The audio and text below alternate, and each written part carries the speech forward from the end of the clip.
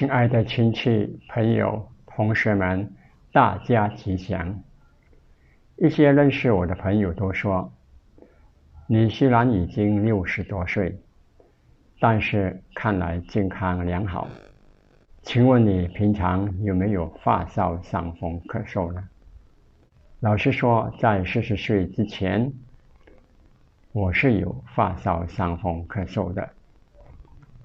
每一次发烧、伤风、咳嗽，我就会去看医生，吃药1个星期，然后慢慢的复原了。问题是，发烧、伤风、咳嗽还会有吗？结果是过了3到4个月，我的发烧、伤风、咳嗽又回来了。我又跑去看医生，又吃药1个星期。简单的说，在1年之内，那么我必须每天吃药1个月，才能够暂时解决发烧、伤风、咳嗽的问题。有些人说，你必须吃一些昂贵的药物和保健品，才能够解决这个发烧、伤风、咳嗽的问题。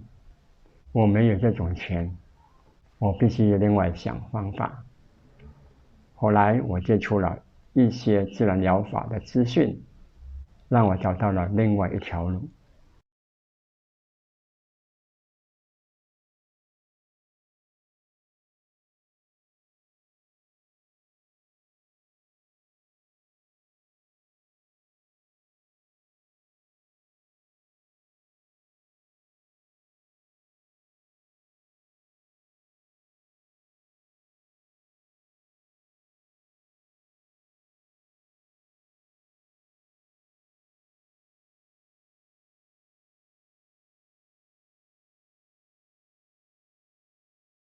首先，我认知到发烧、伤风、咳嗽是一个结果。如果我们医治结果，长久是不会有好效果的。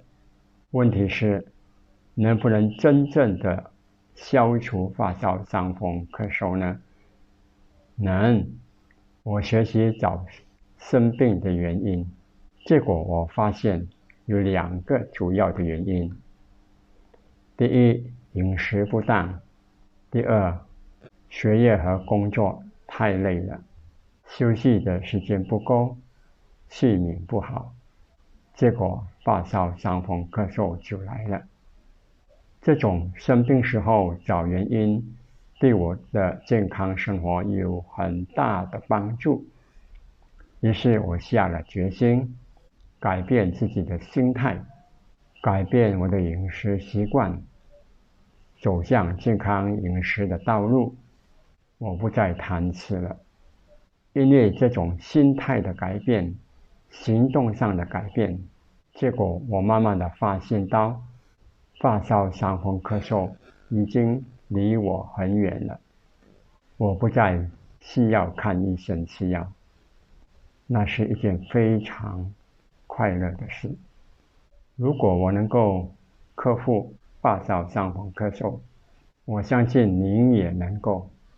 不妨试试看，找生病的原因，您也一样可以过一个健康自在的人生。谢谢大家的聆听。